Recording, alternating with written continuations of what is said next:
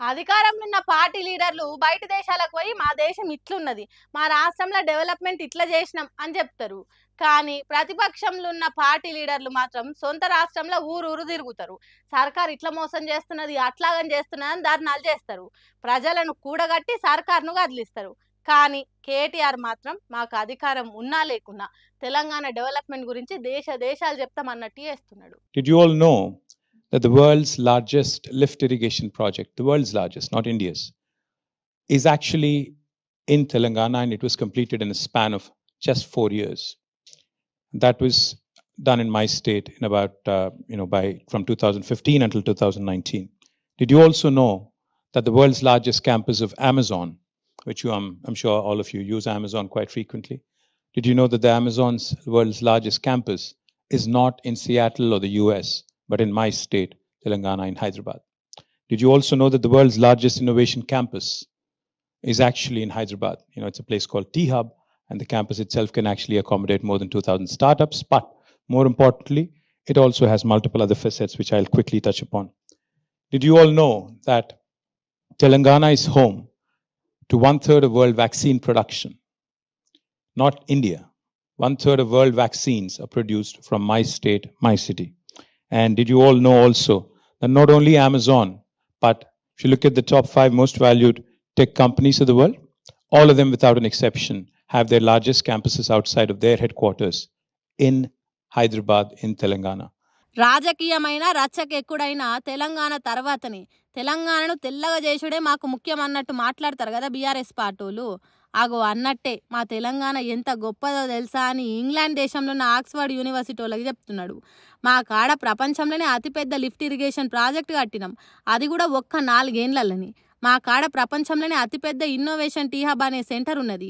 IT కంపెనీలు, వాటి ఆఫీసులు, పెద్ద పెద్ద రీటైల్ మాల్లు, ఇట్లా చెప్పుకుంటూ పోతే తనలాడుతున్న తెలంగాణను తెల్లగా చేసినాం అని ఇంగ్లీష్ భాషలో తడబాటు లేకుండా రప్ప దంచిండు.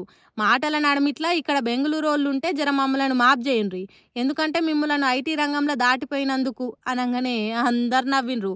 తర్వాత మాట్లాడుకుంటా We talk about the butterfly effect. I would like to talk about the KCR effect, the leader effect. When you have a leader who's driven by passion and purpose, this is the sort of thing you can do. Telangana became the first state in India to provide a potable drinking water connection to each and every one of its 10 million homes.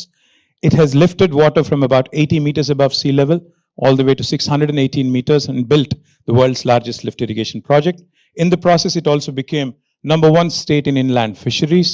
In the process, it also ensured that every single industrial water need was also taken care of. In the process, it also eradicated what is called as fluorosis. Also, again, found a permanent solution for a metropolis like Hyderabad, whose drinking water needs for the next 5 decades have also been met with. అందరం మాట్లాడుకుంటాం కదా సీతాకోక శిల్క కథ. ఒళ్ళు జల్దరించేటట్టుండే బొంత పురుగు నుంచి రంగుల రెక్కలు దొడుక్కొని అందంగా తయారవుతుంది. అగో అట్లా తెలంగాణను తయారు చేసిన నాయకుడు మా కేసీఆర్ అని చెప్పంగానే అందరు సప్పట్లు కొట్టిండ్రు. గత 10 ఏళ్లలో ప్రపంచంలోని సాఫ్ట్వేర్ కంపెనీలు డెవలప్ అవుట్లా భారతదేశం ఉన్నదని, భారత్లో తెలంగాణ రాష్ట్రం ఉన్నదని, ఆ 10 ఏళ్లలో ఐటీ మంత్రిగా కేటీఆర్ ఉండి చాలా మార్పు తీసుకొచ్చిండని ఆక్స్ఫర్డ్ యూనివర్సిటీ వాళ్ళు కేటీఆర్ను పిలుచుకున్నారట. ఆగో ఆడికి పోయిన మాజీ మంత్రి కేటీఆర్ తెలంగాణ డెవలప్మెంట్ గురించి చెప్పిండు. ఒక మనిషి దలుచుకుంటే ఎంత చేయొచ్చో, ప్రపంచాన్ని పరిచయం చేయొచ్చో చెప్పిండు. తెలంగాణ ప్రయోజనాలను ఎట్లా కాపాడినరో కూడా చెప్పిండు. ప్రతిపక్షంలో ఉన్న, అధికార పక్షంలో ఉన్న మేము తెలంగాణ ప్రజల పక్షాన్నే అన్నట్టు చెప్పిండు. సరే ఆ ముచ్చట పక్కకు పెడితే ఇంగ్లాండ్ దేశంలో కేటీఆర్ మాట్లాడిన ఇంగ్లీష్కు మాత్రం ఫిదా అయినరట ఇంగ్లాండ్ దేశపోళ్ళు. ఆయన ఇంగ్లీష్ మీద మరి మీరేమంటారు? మొన్ననే చెప్పుకున్నాం కదా ఆర్టీసీ బస్సులు, ప్యాసింజర్ రైళ్లనే కాదు మన ఆడోళ్ళు విమానాలలో కూడా సీట్ల కోసం షిగలు పట్టుకుంటారని. ఆగు గా ముచ్చటకు సంబంధించిన ఓ అప్డేట్ వచ్చింది.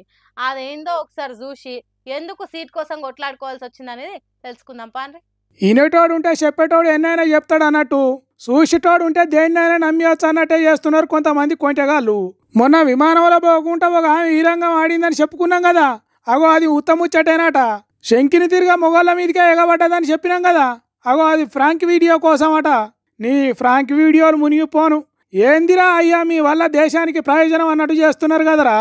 అయితే దాంట్లో ఇంకా పెద్ద ఇచ్చంత్రం ముచ్చటేందంటే అది అసలు విమానమే కాదట. విమానాడు నడిపేటోళ్లకు విమానాలలో పనిచేసేటోళ్లకు చదువులు చెప్పే క్లాస్ రూమ్ అట. చాలా గమ్మత్తున్నది కదా ముచ్చట. అగో అట్లా చదువుకునే పిల్లలకు విమానంలో ఎక్కిన జనాలు ఒకవేళ ఇట్లా చేస్తే సతాయిస్తే ఏం చేయాలి అని చెప్పడానికి యాక్టింగ్ చేసిండ్రట.